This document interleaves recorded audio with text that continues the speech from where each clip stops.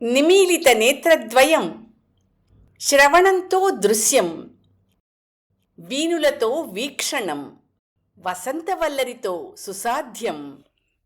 వసంతవల్లరికి స్వాగతం.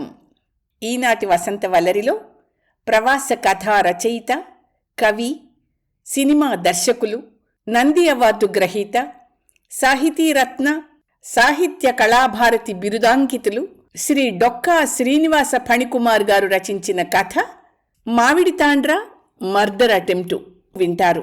ఈ కథ వారి కథా సంపుటి టేక్ ఇట్ ఈజీలోనిది.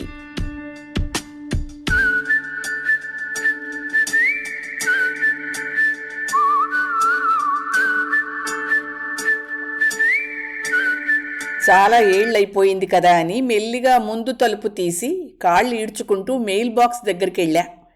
అది మా ఆవిళ్లాగే నిండు చూలాలిలా ఉంది. కొంత మెయిలు కింద పడి 2 నెలల క్రితం పడ్డ వానకి తడిసి వెలిసి అహల్యలా నా కోసం వెయిట్ చేస్తోంది. నేను మాటు కాలుతో అటు ఇటు తిప్పి చూసి అవసరం లేదులే, జంకు మెయిలే అని సంతృప్తి చెంది వంగే ఓపిక లేక అలాగే ఉండిచ్చేశా. సరే, ఎలాగో ఇక్కడ దాకా వచ్చాం కదా అని కష్టపడి మెయిల్ బాక్స్ ఓపెన్ చేశా. కొన్ని వందల కాగితాల కట్టలు, ప్యాకెట్టులు, పోలీసు వారి టిక్కెట్టులు, ఇవి చాలవన్నట్టు మా హోమ్ ఓనర్స్ వారు పెట్టిన warning letters, court orders, covert orders, ఇలా నానా కంగాళిగా ఉంది సీను.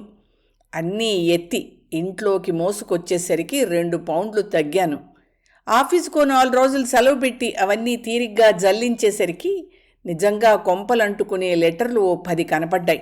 లేటు ఫీజులు, కోర్టు ఫీజులు, అమాంబాపతో 2,000 దాకా వదిలింది.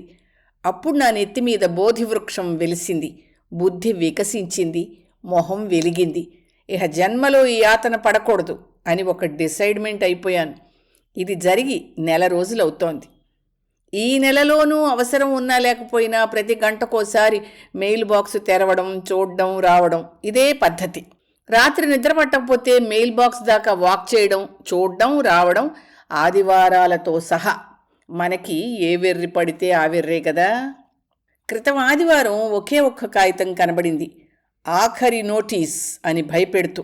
ఏమిట్రా భగవంతుడా అని చూస్తే, మీ పచ్చగడ్డిలోని ఒక పరక 1/2 సెంటీమీటర్ ఎక్కువ పెరిగింది, దీనివలన మా ఇళ్ల అందము చెడుచున్నది, అవి అమ్ముకొందామన్నా కొనే నాథుడు లేక మేము అల్లల్లాడుచున్నాము, కాన నీవు వెంటనే తగిన చర్యలు తీసుకొననిచో మేమంతా కలిసి నీ మీద తగిన చర్యో తగని చర్యో ఏదో ఒకటి తీసుకోవాల్సి ఉంటుంది, ఖబర్దార్ అనుంది. వీళ్ల జిమ్మడిపోను. కొత్త పెళ్లి కొడుకు పొద్దెరగడన్నట్టు ఈ అసోసియేషన్ ముఠాగాళ్ల కళ్ళన్నీ నా ఇంటి మీదే ఎప్పుడూను. పోనీలే, ఆ పరక కాస్త కట్ చేసేస్తే వీళ్ళ ఇళ్ళు అమ్ముడుపోయాయి కదా, పోతారు పీనుగులు అనుకుని జాగ్రత్తగా ఆ గడ్డి పరకని ఏరి పట్టుకుని కసిగా కసా కోసి పారేశాను. తాండ్ర పాపారాయుళ్ళ కత్తెర పట్టుకుని ఇంట్లోకి వచ్చేశాను. ఇది జరిగి వారం అయిపోయింది. ఈ శనాదివారాలు విస్తళ్ళు బయటే. ఏవో పార్టీలు తగలడ్డాయి. నిన్న అంటే శనివారం నాడు ఉదయం పలహారం నుంచి మిడ్ నైట్ స్నాక్ దాకా బయటే. ఆదివారం కాస్త గ్యాప్ ఇచ్చారు దిక్కుమాలిన ఫ్రెండుగాళ్ళు. బ్రేక్ఫాస్ట్కి ఎవ్వడూ పిలవలేదు కాబట్టి లేటుగా లేచి లంచ్ పార్టీకి వెళ్ళొచ్చేసి పడుకొని లేచి సాయంత్రం పార్టీకి రెడీ అవుతున్నాం. అంతా కారెక్కాక గుర్తొచ్చి కారు అలా రివర్స్లోనే రోడ్డు మధ్యలో ఉండిచ్చేసి కారు డోరు బార్లా తెరిచిపెట్టి మెల్లిగా వెళ్ళి మెయిల్ బాక్స్ తెరిచా. దానిలో 2 చిన్న జిప్పులాకు కవర్లు, ఒక సీల్డ్ కవరు ఉన్నాయి. సీల్డ్ కవర్ మీద ఆవకాయి అని రాసుంది. మిగిలిన 2 మీద ఏమీ రాసి లేదు. రాయడం ఎందుకు, స్పష్టంగా కనిపిస్తూ ఉంటే. ఒకటి బెల్లం మిఠాయి అచ్చుల కవరు, మరొకటి మామిడి తాండ్రాను. పాపం అన్నో తమ్ముడో ఎవరో సర్ప్రైజ్గా పంపించుంటారు అనుకుంటూ వెంటనే కవర్ ఓపెన్ చేసి 2 బెల్లం మిఠాయి అచ్చులు నేను, తాండ్ర మొక్క మా ఆవిడ నోట్లో వేసుకున్నాం. మాలాంటి సాపాటు రామన్నలు, సీతమ్మలు తన పేరెంట్స్ అయినందుకు కించిత్ వగచింది వెనక సీట్లో ఉన్న నా కూతురు తల కొట్టుకుంటూ. ఇంతలో ఇంటెదురుగా రోడ్డు మీద ట్రాఫిక్ జామ్ అవడంతో మెల్లిగా కారు డోర్ వేసి కాస్త వారగా పార్క్ చేశా. గరాజు తెరిచి ఆ పొట్లాలు అక్కడ పెట్టేసి పార్టీకి బయలుదేరాం. కారు కదలగానే చెయ్యి ఐఫోన్ మీదకి, మనసు మన వాళ్ల మీదకి పోయింది. విలాసంగా అన్నకి ఫోన్ చేశాను. ఎరా ఎలా ఉన్నావు? బెల్లం మిఠాయి అదుర్స్, తాండ్ర దడదడ్స్. ఆవకాయ ఇంకా తినలే, రేపు చెప్తా తిన్నాక అన్నాను చిద్విలాసంగా. అటు నుంచి కాసేపు నిశ్శబ్దం. సిగ్నల్ ప్రాబ్లం ఏమైనా ఉందేమో అని హలో హలో హలో అని తెగ నీలుగుతున్నాను ఇట్నుంచి నేను. ఎహే ఊరుకో, ఇంతకీ నువ్వు తిన్నాక ఏమన్నా మిగిలితే నాకు పోస్ట్ చెయ్యి. ఎందుకంటే నాకు తెలిసి నేను నీకు గత కొన్ని నెలలుగా ఏమీ మెయిల్ చేయలేదు. ఇంతకీ ప్యాకెట్ల మీద ఫ్రమ్ అడ్రస్ ఏడిసిందా లేదా అన్నాడు. అప్పుడు వెలిగింది.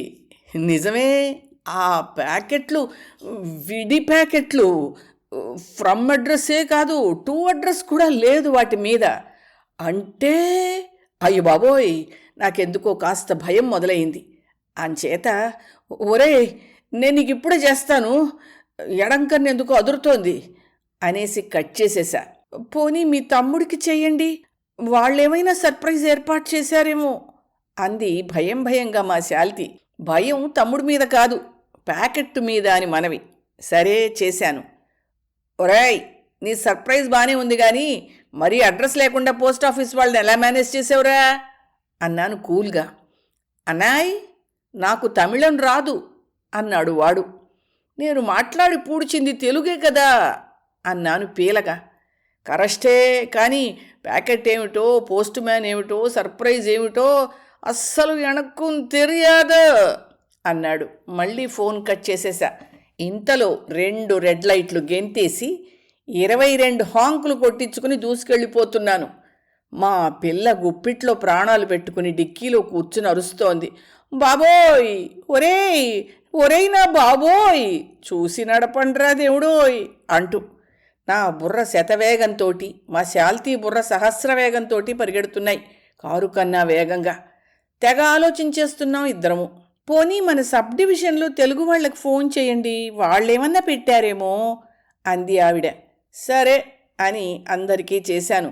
మాకే పాపము తెలియదని, అసలు అలాంటి స్వీట్లు తినమని ఒట్టేసి చెప్పి ఫోన్ కట్ చేసేశారు.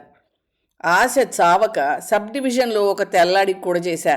వాడు ఫోన్ ఎత్తి, మేము ఇలాంటి జంక్ పెట్టం, పెడితే గిడితే నోటీసులు పెడతాం, నువ్వు ఫోన్ పెట్టాయి అని. నేను పెట్టాక వాడు ఫోన్ పెట్టాడు. మా ఇద్దరికీ విపరీతమైన టెన్షన్గా ఉంది. ఇంతలో పక్కన వెల్కమ్ టు సౌత్ కరోలినా అనే బోర్డు చూసి, అయ్యో బాబోయ్, మనది జార్జియా కదా, రాష్ట్రం దాటేసాం కావాలను అని జడుసుకుని కారు వెనక్కి తిప్పి మళ్ళీ పార్టీ తాలూకు ఇంటికి బయలుదేరా. ఇంతలో అన్న ఫాలో అప్ కాల్. ఎరా తెలిసిందా ఎవరు పెట్టారో అన్నాడు ఆందోళనగా. లేదురా అన్నాను నీరసంగా. సర్లే, పెడితే పెట్టారు కానీ మీరేమి ముట్టుకోకండి, ఎవడికి తెలుసు దేంట్లో ఏం కలిపారో, అసలే నీకు స్వీటు చూస్తే ఒళ్ళు తెలీదు అన్నాడు. అంటే ఆల్రెడీ అని నాలిక ఖర్చుకుని, సరే సరే సరే చచ్చినా ముట్టుకోం, అసలు దాని సంగతి తేల్చేదాకా ఆ ప్యాకెట్లని అబ్జర్వేషన్లో పెడతాం అనేసి హామీ ఇచ్చేసి ఫోన్ పెట్టా. ఇలాగే తమిళన్ రాని మా తంబిగాడు, చుట్టుపక్కల వాళ్ళు, చుట్టాపక్కాలు అందరూ ఫాలో అప్ కాల్స్ చేసి నానా జాగ్రత్తలు చెప్పి ఫోన్ పెట్టేశారు. మేం పార్టీలో ఉన్నామన్న మాటే గాని మనసులో లేదు. ఒసే, నిజంగానే సైనేడ్ లాంటివి ఏమన్నా కలిపారంటావా అన్నా నెమ్మదిగా. అబ్బా ఊరుకోండి, మీకు అసలు ఏమీ తెలీదు. సైనేడ్ తింటే సెకండ్ లోపల టపా కట్టేస్తారు. మనం తిని 2 గంటలయింది అంది ఊరటగా. మరి ఇంకేమై ఉంటుంది అన్నాను అనుమానంగా. బహుశా ఆర్సెనిక్ పాయిజనింగ్ అనుకుంటా. అదైతే కొన్ని గంటలు కొన్ని రోజులు పడుతుంది, సరిగా జ్ఞాపకం లేదు, ఇంటర్మీడియట్లో చదివాను అంది. అమ్మ బాబోయ్, ఆర్సెనికే! ఇంతకీ ఎవరు పన్నుంటారే ఇంత కుట్రా? ఏముంది, మీరు గడ్డి సరిగ్గా కొయ్యట్లేదని మన హోమ్ ఓనర్స్ అసోసియేషన్లో తెల్లాళ్ళు ఏమన్నా చేశారేమో. అయ్యుండదే, వాళ్ళకి పాపం బెల్లం మిఠాయిలు, మామిడి తండ్రలు గట్రా చేయడం రాదే. తెలిసిపోయింది అంది మాయాబజార్లో సిఎస్ఆర్లా. చెప్పు అన్నా నేను. క్రితంసారి తెలుగు అసోసియేషన్ ఎలక్షన్స్లో మీరు ఫలానా వాళ్ళకి ఓటు వెయ్యలేదు కదా, వాళ్ళేమన్నా పెట్టుంటారేమో. హోసిని క్రిమినల్ బ్రెయిన్ పాడుగాను, నిజంగా వాళ్లే చేసుంటారంటావా ఖచ్చితంగా మనమిద్దరము పోతే ఈసారి వాళ్ళకి 2 ఓట్లు లాభం. అందుకే రిస్క్ చేసి ఉంటారు. ఏదో గుళ్ళోనూ వేరు హౌస్ దుకాణాల్లోనూ కలిసి డబ్బులిచ్చి మరీ మెంబర్లను చేయించుకుంటున్నారని విన్నాను, కానీ మరీ ఇంతలా కుట్ర పన్నరేమోనే. అబ్బా, మీకేమీ తెలీదు. ఈ మాట ఎలక్షన్ల కోసం ఎంపిక చేసిన మెరికల్ లాంటి గూండాలని వీసాలిచ్చి మరీ తెప్పిస్తున్నారట మన దేశం నుంచి అంది కన్ఫర్మ్ చేస్తూ. అయితే మనం పోతామంటావా అన్నాను దిగులుగా. ఆవిడ మౌనంగా తలూపింది. ఇద్దరం జాలిగా మా అమ్మాయి కేసు చూశాం. అది అప్పటికే డిన్నర్ కానిచ్చేసి ఎవరిదో ఐప్యాడ్ తీసుకుని ఆడుకుంటోంది. మాకు కన్నీళ్ళాగలేదు. రేపొద్దున్న కల్లా ఈ దిక్కుమాలిన ఆర్సిని కడుపులోంచి ఊపిరితిత్తుల్లోకి వస్తుంది, ఆనక గుండెలోకెళుతుంది. అప్పుడు లబ్ డబ్ మనాల్సిన గుండె కేవలం లబ్ లబ్ అంటుంది. తర్వాత లబో దిబోమంటుంది. ఆనక ఏమీ అనకుండా ఊరుకుంటుంది. ఆవిడ సిచ్యువేషన్ కూడా సేమ్ టు సేమ్. అప్పుడు ఈ పిల్ల ఓ 4 గంటల తర్వాత ఐప్యాడ్లో బ్యాటరీ అయిపోయాక తల పైకి ఎత్తి చూసి అమ్మా నాన్న లేరని తెలిసి, అయ్యయ్యో భగవాన్, ఎంత పని చేశావయ్యా, ఏమిటి మాకీ పరీక్ష, ఎందుకు అసలు ఎందుకు అనుకుంటూ కణతలు నొక్కుంటూ పాత నవలలు గుర్తు తెచ్చుకుంటూ బాధపడుతున్నాం నేను మా ఆవిడ. అప్రయత్నంగా మాతృదేవోభవ సినిమా గుర్తుకొచ్చింది. అవును, ఆర్సినిక్ మా గుండెల్ని చేరకముందే దీన్ని ఓ గూటికి చేర్చాలి అనుకుంటూ మాకందరికన్నా క్లోజ్ అనుకున్న ఓ ఫ్రెండ్ దగ్గరికి వెళ్ళాను. నా మొహం చూసి, నిజమేరా, నాకు కూడా ఆ ఎపిటైజర్ పడలేదు, కడుపులో గుడగుడుగా ఉంది అన్నాడు. అది ఎపిటైజర్ మొహం కాదురా, ఆర్సినిక్ మొహం అని జరిగింది చెప్పాను. వాడు నవ్వు నవ్వి, ఒరేయ్, దిక్కుమాలిన సినిమాలు చూడడం మీ ఆవిడికి చూపించడం మాను ముందు. ఎవడికి రా తీరిక? నీకు బెల్లం మిఠాయిలో విషం పెట్టి మీ ఆవిడికి మామిడి తాండ్రలో మందెట్టి చంపేయడానికి ఎవరికి రా తీరిక? అంతగా చంపాలనుకుంటే కారు గుద్దేస్తారు కానీ మరి ఇంత ఓపిగ్గా ఎవడు చేస్తారా అన్నాడు భరోసాగా. అంతేనంటావా అన్నాను అనుమానంగా. కాకపోతే అయినా ఒకవేళ పర్ సపోజ్ మీరు పోయినా మీ పిల్లని నేను పెంచుతాలే, భయపడి చావకో అనేసి మసాలా మార్గరీటావో మరో దిక్కుమాలిన డ్రింకో తాగడానికి వెళ్ళిపోయాడు. తాగినోడి మాటలెలా నమ్మడం? అందుకే నేను మా ఆవిడ ఓ సోఫాలో కూలబడ్డాం. ఎందుకో కాళ్లన్నీ లాగేస్తున్నట్టు, ఒళ్ళంతా బలహీనమైపోతున్నట్టు అనిపిస్తోంది. సమయం గడిచే కొద్దీ మా పిల్ల తలెత్తి చూసింది.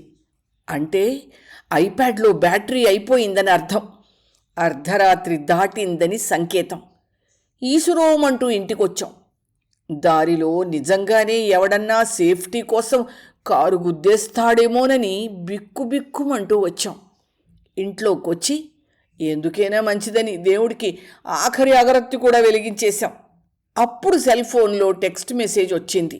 నిన్ననే ఇండియా నుంచి వచ్చాము, మీకిష్టమని స్వీట్లు పట్టుకొచ్చాము, మీరు మధ్యాహ్నం లేరు, అంచేత మెయిల్ బాక్సులో పెట్టేశాం, టాక్ టు యూ లేటర్ అంటూ మా పక్క సబ్ డివిజన్ ఫ్రెండ్ మెసేజ్. మా ఆనందానికి అవధులు లేవు. మా పిల్లని ఎత్తుకుని ఓ మాట గిరగిరా తిప్పేశాం. దానికి కళ్ళు తిరిగాయి. అది ఊగుతూ దాని గదిలోకి వెళ్ళి పడుకుండిపోయింది.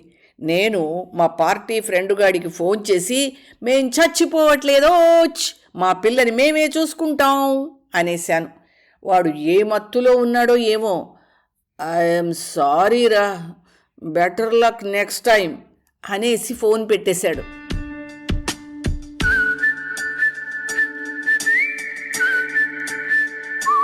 వసంతవల్లరిలో ప్రవాస కథా రచయిత, కవి, సినిమా దర్శకుడు, నంది అవార్డు గ్రహీత శ్రీ డొక్కా శ్రీనివాస ఫణికుమార్ గారు రచించిన కథ మామిడి తాండ్ర మర్డర్ అటెంప్టు విన్నారు. ఈ కథ వారి కథా సంపుటి టేక్ ఇట్ ఈజీలోనిది. వసంతవల్లరిలో ఇవాల్టి కార్యక్రమం మీకు నచ్చిందని ఆశిస్తున్నాను. అందుకే లైక్ చేసి మీ మిత్రులకు బంధువులకు లింక్ను షేర్ చేసి మీ అమూల్యమైన అభిప్రాయాన్ని నాకు కామెంట్ బాక్స్లో తెలియచేయమని, వసంతవల్లరికి సబ్స్క్రైబ్ చేయమని విన్నవించుకుంటూ మీ వసంతలక్ష్మి అయ్యగారికి సెలవు మరి. Thank you. వసంతవల్లరి మిత్రులు, శ్రేయోభిలాషులు, వీక్షకులు, శ్రోతలు అందరికీ ఒక విజ్ఞప్తి. గతంలో లాగానే ఎప్పటికప్పుడు నా కథలను విని స్పందన తెలియచేయమని కోరుతూ, నేను చదివిన కథ మీకు బాగా నచ్చినట్టయితే తప్పకుండా హైప్ ఆప్షన్ నొక్కి నన్ను ప్రోత్సహిస్తారు కదూ.